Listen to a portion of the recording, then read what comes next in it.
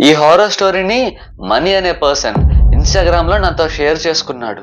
చదువుతున్నంతసేపు కూడా భయం మాట పక్కన పెడితే ఎన్నో రకాలైన క్వశ్చన్స్ నా మైండ్ లో రన్ అవుతూనే ఉన్నాయి. ఈ స్టోరీ స్టార్ట్ అయ్యేది విజయవాడలోని నూజివీడులో ఉండే ఓ మామిడి తోటలో. మనీ వాళ్ళ పెద్ద బావ పెద్దక్క, 5 ఏళ్ల పాప, వాళ్ళ చిన్న బావ చిన్నక్క, వాళ్ళందరి మొహాల్లో ఎంతో భయం, ఎంతో టెన్షన్. వాళ్ళు ఆ తోటలోంచి వాళ్ళు తెచ్చుకున్న బట్టల్ని సంచుల్ని అన్నిటినీ ఆటోలోకి చేరుస్తూ ఉన్నారు. ఆ మామిడి తోట ఓనర్ మనీ వాళ్ళ పెద్ద బావతో ఇలా అంటూ ఉన్నాడు, ఏరా నేను ఎన్నిసార్లు చెప్పినా మీకు అర్థం కావట్లేదా? ఇంకొక వారం చూడండి రా, తర్వాత మీరు వెళ్ళిపోవాలంటే వెళ్ళిపోవచ్చు అని వాళ్ళకి నచ్చజెబుతూ ఉన్నాడు. దానికి మనీ వాళ్ళ పెద్ద బావ, అన్నా నీకన్నా అర్థం కాంది, ఈ తోటలో రాత్రి ఏం జరుగుతుందో కల్లారా మేము చూసాం. ఏదో డబ్బులు సంపాదించుకోవడానికి ఇక్కడ వచ్చాం, ప్రాణాలు పోగొట్టుకోమంటావు, మమ్మల్ని పోనీ అన్నా అని చెప్తూ ఉన్నాడు. ఆ తర్వాత అందరూ ఆటో ఎక్కేశారు. వాళ్ళు మెయిన్ రోడ్ దగ్గర వాళ్ళ సంచులతో దిగేసి బస్సు కోసం ఎదురు చూస్తూ ఉన్నారు. ఇక్కడ మీకు చాలా క్వశ్చన్స్ రేజ్ అయ్యి ఉండొచ్చు. మనీ అండ్ వాళ్ళ కుటుంబం ఆ తోటలో ఏం చూశారు, దేనివల్ల వాళ్ళు అంతలా ఆ తోటను చూసి భయపడుతున్నారు? ఈ క్వశ్చన్స్ అన్నిటికీ ఆన్సర్ మీకు తెలియాలంటే మనం ఒక 3 నెలలు వెనక్కి వెళ్ళాలి. మనీ, అతని పెద్ద బావ పెద్దక్క, వాళ్ళకు పుట్టిన 5 ఏళ్ల పాప, చిన్న బావ చిన్నక్క, వీళ్ళందరూ బాపట్ల నుంచి నూజివీడులో ఉండే ఆ మామిడి తోటకి కాపలా కాయన వచ్చారు. పగలంతా ఆ తోటని కుడివైపున పెద్ద బావ పెద్దక్క వాళ్ళు చూసుకుంటే, ఎడం పక్కన చిన్న బావ చిన్నక్క వాళ్ళు చూసుకునేవాళ్ళు. ఆ తోట మధ్యలో 4 గుంజలు నాటి దానిపైన ఒక పట్ట కట్టి చీరలతో మొత్తం చుట్టి నైట్ పడుకోవడానికి అక్కడ ఒక పాక లాంటిది సెట్ చేసుకున్నారు వాళ్ళు. పగలంతా ఎవరి పాటికి వాళ్ళు తోటలో కాపలా కాసుకొని రాత్రి అయిందంటే ఆ 6 మంది ఆ పాకలోనే పడుకుంటూ ఉండేవాళ్ళు. అలా ఆడుతూ పాడుతూనే 2 నెలలు గడిచిపోయాయి. వాళ్ళెంతో సంతోషంగా ఉన్నారు. బట్ రాబోయే రోజులు వాళ్ళని ఎంతో భయాందోళనకి గురి చేస్తాయని వాళ్ళకి ఇంత మాత్రం క్లూ కూడా లేదు. ఒకరోజు మధ్యాహ్నం మనీ తోటలో అటు ఇటు తిరుగుతున్న సమయంలో తన ఒక దృశ్యాన్ని చూశాడు. ఆ మామిడి తోటలోనే ఓ మూల ఎవరో ముసలావిడ పొల్లలేరుకుంటూ అతను కనిపించింది. ఆమెను చూసిన మనీ ఆశ్చర్యపోయాడు. ఎందుకంటే ఆమె ఒంటి మీద కేజీ కండలేదు, ఎముకల గుడిలా ఉంది. ఆమె దగ్గరికి వెళ్ళిన మనీ, ఎవరమ్మా నువ్వు, ఇక్కడేం చేస్తున్నావు అని అడిగాడు. దానికి ఆ ముసలావిడ, నేనా బాబు పొల్లలేరుకోవడానికి వచ్చాను అని సమాధానం ఇస్తుంది. ఆ మాట విన్న మనీ ఇంకా కన్ఫ్యూజ్ అయిపోయాడు. ఎందుకంటే ఊరి నుంచి ఈ తోటకి రావాలంటే సుమారు 20 కిలోమీటర్లు నడవాలి. ఈ ముసలావిడ చూస్తే అడుగు తీసి అడుగు పెట్టడానికి కూడా ఆమె దగ్గర శక్తి లేనట్టు అంత వీక్గా ఉంది. ఈమె ఈ పొల్లలు ఏరుకోవడానికి అక్కడి నుంచి ఇక్కడికి ఎలా వచ్చిందని తను ఆలోచిస్తూ మళ్ళీ ఆ వైపు తిరిగి చూస్తే అక్కడ ఆమె లేదు. ఆమె ఎక్కడికి వెళ్ళిందని ఆశ్చర్యంగా అటు ఇటు చూశాడు. బట్ ఆ ముసలావిడ మనీకి మళ్ళీ ఎక్కడా కనిపించలేదు. అదే రోజు రాత్రి పాకలో అందరూ ప్రశాంతంగా నిద్రపోతున్నారు. మధ్యరాత్రి సమయంలో ఉన్నట్టుండి కుక్కలు మొత్తం ఒక్కసారిగా అరవడం మొదలు పెట్టాయి. ఎంత ఘోరంగా అరుస్తున్నాయంటే ఆ అరుపులకి మనీ వాళ్ళ పెద్ద బావ లేచాడు. మనీని లేపి, రేయ్ ఆ కుక్కలేంటో చూసిరాపో అని కసరడంతో మనీ ఆ పాకలోంచి బయటికి వచ్చాడు. ఆ కుక్కల మొత్తం ఒక వైపుకు తిరిగి అరుస్తూ ఉన్నాయి. మనీ ఒక కుక్కతో చాలా బాగా మాట్లాడతాడు. ఆ కుక్క చేసే సైగలు కూడా మనీకి చాలా చాలా క్లియర్గా అర్థమవుతాయి. దాని పేరు రాజా. ఆ సమయంలో రాజా మొహంలో మనీ ఎంతో భయాన్ని గమనించాడు. మనీ టార్చ్ లైట్ వేసి ఆ చుట్టుపక్కల చూశాడు. కానీ అక్కడ ఎవరూ తనకి కనిపించలేదు. ఉన్నట్టుండి సడన్ గా కుక్కలన్నీ కూడా అరవడం ఆపేశాయి. మనీకి ఇదంతా చూసి చాలా ఆశ్చర్యంగా అనిపించింది. సరేలే, కుక్కలు అరవడం కూడా ఆపేశాయి కదా అని తను మళ్ళీ ఆ పాకలోకి వెళ్ళి పడుకుంటున్న సమయంలో పట్ట మీద ఎవరో రాయేసి కొట్టినట్టు తనకు అనిపించింది. సర్లే అనుకుంటూ మళ్ళీ పడుకుంటున్న సమయంలో మళ్ళీ ఎవరో ఆ పట్టని రాయితో కొడుతున్నట్టు తనకి శబ్దం వినిపిస్తూనే ఉంది. ఈసారి ఒంటరిగా బయటికి వెళ్ళడానికి మనీకి ధైర్యం చాలలేదు. తన పెద్ద బావని లేపాడు. బావా, ఒక్కసారి బయటికి వెళ్దాంరా అని తీసుకొని వాళ్ళు బయటికి వెళ్ళి చూస్తే అక్కడుండే కుక్కలు మొత్తం దూరంగా ఉన్న ఒక చెట్టు దగ్గరికి వెళ్ళి అక్కడ నిలబడుకొని ఏంటో చూస్తూ ఉన్నాయి. మనీ గట్టిగా, రాజా అక్కడేం చేస్తున్నావు, తిరిగిరా అని అరిచాడు. బట్ రాజా మాత్రం వెనక్కి తిరిగి కూడా చూడలేదు. మనీ వాళ్ళ పెద్దబావ, రే నీ పిచ్చి పట్టిందా, ఏడేం జరగలేదురా, 2 రాళ్ళు పడితే దానికి భయపడుతూ ఎడదాకా రావాలా, పా లోపల బారా, పొద్దున్నే లేయాలి అని చెప్పి ఇద్దరు లోపలికి వెళ్ళిపోయారు.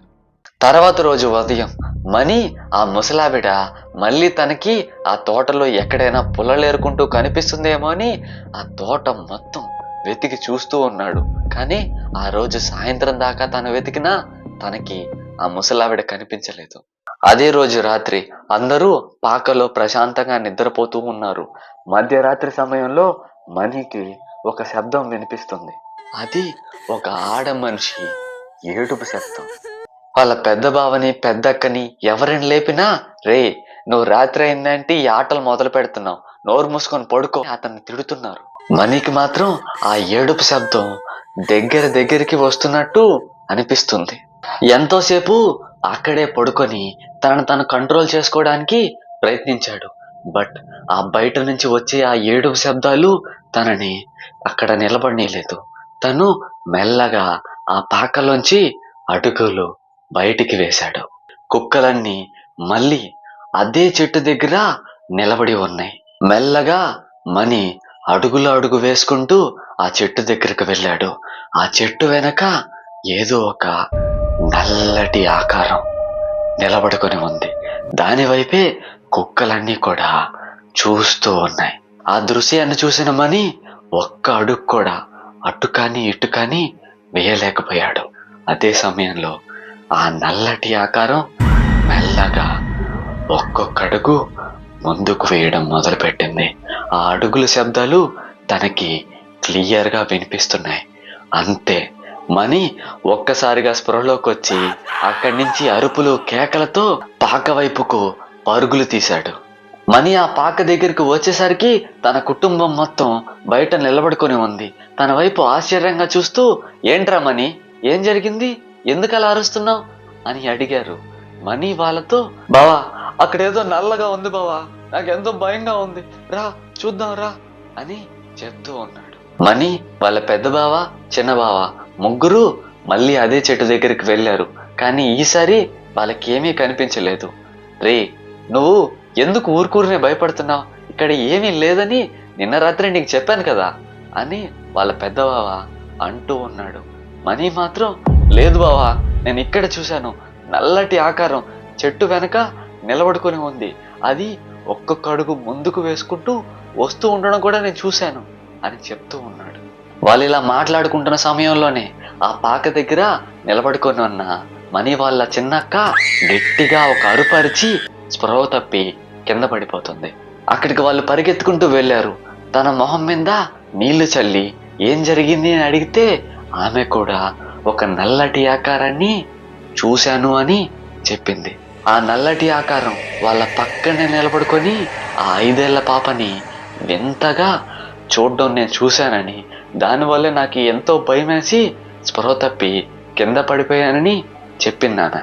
ఈ సంఘటన తర్వాత వాళ్ళకు ఒక విషయం క్లారిటీ వచ్చింది. ఈ తోటలో వాళ్ళకి అర్థం కాని, వాళ్ళకి తెలియని ఏదో ఒక దుష్ట శక్తి మాత్రం ఉంది అని. తర్వాత రోజు ఉదయం మనీ వాళ్ళ కుటుంబం మొత్తం ఆ తోట ఓనర్తో, ఇక్కడ మేము ఉండలేమండి, రాత్రి ఇక్కడ ఏదేదో జరుగుతుంది, మేము మా ఇంటికి వెళ్ళిపోతాం అంటూ చెప్పుకున్నారు. ఆయన వాళ్ళ మాటలు విన్న తర్వాత నవ్వాడు. ఏంట్రా మీరు చెప్పేది, ఈ తోటలో దయ్యాలు ఆత్మలు ఉన్నాయనా? లేదురా, ఇక్కడ అలాంటివి ఏం లేవు అని వాళ్ళకి సమాధానం ఇచ్చాడు. వాళ్ళు మాత్రం ఎంతో భయపడిపోతూ, లేదండి మేము ఇక్కడ ఉండాలనుకోవట్లేదు, మేము ఊరు వెళ్ళిపోతాం, మా డబ్బులు మాకు ఇచ్చేసేయండి అని ఆయన్ని ప్రాధేయపడుతూ ఉన్నారు. ఆయన సరే, ఈ ఒక్క రాత్రికి చూడండి, ఈ రోజు రాత్రి కూడా మీకు ఇలాంటి దృశ్యాలే కనిపిస్తే మీరు ఇంకా ఆగనవసరం లేదు, నేనే మిమ్మల్ని పంపించేస్తాను అని సమాధానం ఇస్తాడు. ఆ రోజు గడిచే ఒక్కొక్క గంట రాత్రి వచ్చే ఆ నల్లటి ఆకారాన్నే వాళ్ళందరికీ గుర్తు చేస్తుంది. ఈ రోజు రాత్రి ఎలా గడుస్తుందనే భయం వాళ్ళందరి గుండెల్లో మెదులుతూనే ఉంది. రానే వచ్చింది ఆ రాత్రి సమయం. అందరూ పాకలో పడుకుని ఉన్నారు, కానీ ఒక్కరి కళ్ళల్లో కూడా నిద్ర అనే మాట లేదు. అందరూ బిక్కు బిక్కుమంటూ ఒకరి ముఖాలు ఒకరు చూసుకుంటూ అలా పడుకుని ఉన్నారు. సరిగ్గా 12 గంటల ఆ సమయంలో కుక్కలు జోరుగా మరగడం మొదలు పెట్టాయి. మణి వాళ్ళ పెద్ద బావతో, బావా మళ్ళీ మొదలైంది, ఖచ్చితంగా బయట ఆ నల్లటి ఆకారం వచ్చుంటుంది అని చెప్పాడు. దానికి పెద్ద బావ తన పక్కనే పెట్టుకున్న టార్చ్ లైట్ ఒకటి తీసుకొని, రే మణి బయటికి వెళ్దారా అని సమాధానం ఇస్తాడు. మణి భయపడిపోతూ, ఎందుకు బావా, బయటకొద్దు ఏమొద్దు, ఇక్కడే పడుకుందాం అని అంటాడు. మణి వాళ్ళ పెద్ద బావ మణి చేపట్టుకొని బయటికి తీసుకెళ్లాడు. వాళ్ళు బయట అటు ఇటు ఆ టార్చ్ లైట్ ని తిప్పుతూ చూస్తూ ఉన్నారు. వాళ్ళకి అక్కడ ఏమీ కనిపించలేదు. రాజా వెళుతున్న దిశగా మణి వాళ్ళ పెద్ద బావ కూడా అడుగులు వేశారు. వాళ్ళు దాన్ని ఫాలో అవుతూ పాకకి చాలా దూరం వచ్చేశారు. అలా నడుస్తున్న రాజా ఒక్కసారిగా ఒక దగ్గర ఆగిపోయి వెనక్కి తిరిగి పాక వైపు చూసింది. అది చూసిన మణి వాళ్ళ పెద్ద బావకి అక్కడ ఏం జరుగుతుందో అసలు అర్థం కాలేదు. ఉన్నట్టుండి ఒక్కసారిగా పాకలోంచి అరుపులు కేకలు వాళ్ళకి వినిపించాయి. వాళ్ళిద్దరూ పాక దగ్గరికి పరుగులు తీశారు. ఆ పాక దగ్గరికి వెళ్ళి చూస్తే ఆ పాక బయట ఒక ముసలావిడ ఆకారం వాళ్ళకి కనిపించింది. ఆ ముసలావిడ ఆకారం లోపల పడుకొని ఉన్న ఆ 5 ఏళ్ల పాపని ఎంతో వింతగా వికృతంగా చూస్తూ ఉంది. మణి వాళ్ళ పెద్ద బావ, ఏయ్ ఎవరు నువ్వు అని భయంగా అరిచాడు. ఒక్కసారిగా ఆ ముసలావిడ తన తలని పక్కకు తిప్పింది.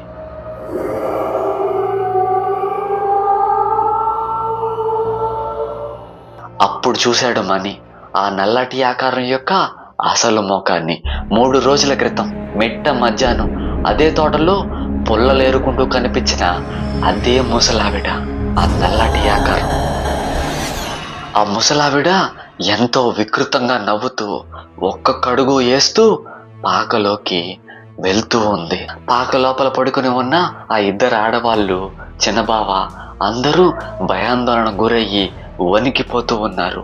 అప్పుడే వాళ్ళ పక్కన పెట్టున్న క్యాండిల్ కిందకి ఒరిగి ఆ చీరకు అంటుకుంది. ఒక్కసారిగా ఆ పాక మొత్తం మంటలు చెలరేగాయి. కొద్ది క్షణాల్లోనే ఆ పాక మొత్తం తగలడిపోయింది. ఆ మంటల్లోంచి వాళ్ళు ఆ చిన్న పాపను తీసుకొని బయటికి పరుగులు తీశారు. ఆ ముసలావిడ ఆత్మ కూడా తర్వాత వాళ్ళకి కనిపించలేదు. వాళ్ళు ఆ రాత్రి మొత్తం ఓ మామిడి చెట్టు కిందే కూర్చొని బిక్కు బిక్కుమంటూ బతికారు.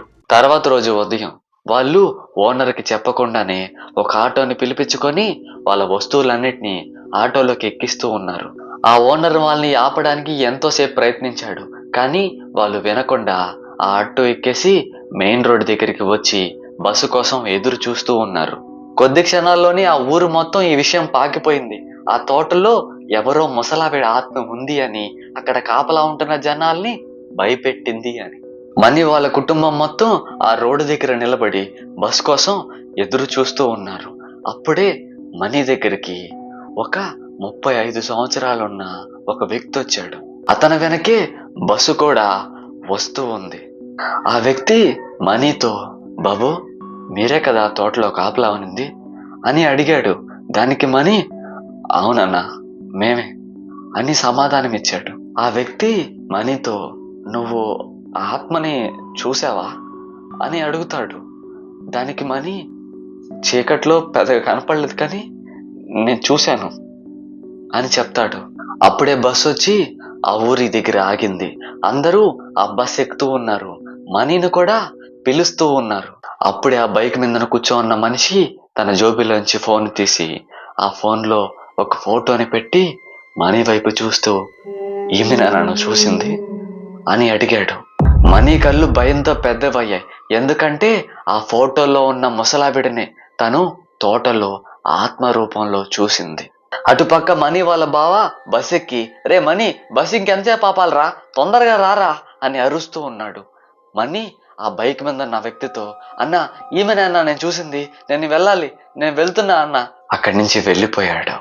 బస్సులో వెళ్తున్నంతసేపు కూడా మనీ ఆలోచనలు ఆ తోట మీద, ఆ ముసలావిడ మీదే ఉన్నాయి. నాతో ఇన్స్టాగ్రామ్ లో ఈ స్టోరీ షేర్ చేసుకున్నామని నాకు స్టోరీని ఇక్కడ వరకే చెప్పాడు. ఆ ముసలావిడ ఎవరు, ఎందుకు చనిపోయింది, ఆ తోటలో ఆ పాప వైపు ఎందుకలా చూసింది, వీటన్నిటికీ కారణాలు ఎవరికీ తెలియవు. వాటి గురించి తెలుసుకోవాలన్న ఆశ కూడా వాళ్ళకు లేదు.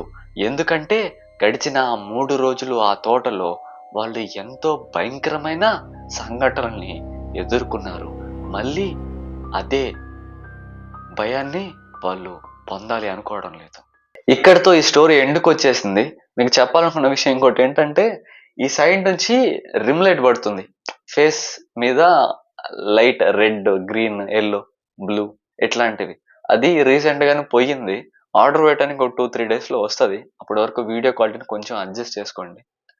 ఈ స్టోరీ కనుక మీకు నచ్చుంటే ప్లీజ్ లైక్ చేయండి. ఎలా అనిపించిందో కామెంట్ చేయండి. మీ ఫ్రెండ్స్ అండ్ ఫ్యామిలీ మెంబర్స్లో ఎవరికైనా హారర్ స్టోరీస్ ఇష్టం ఉంటే వాళ్ళకి ఈ వీడియోని షేర్ చేయండి. మన ఛానల్ని సబ్స్క్రైబ్ చేసుకొని ఆ బెల్ ఐకాన్ ఆన్ చేసి పెట్టుకోండి. Thank you so much.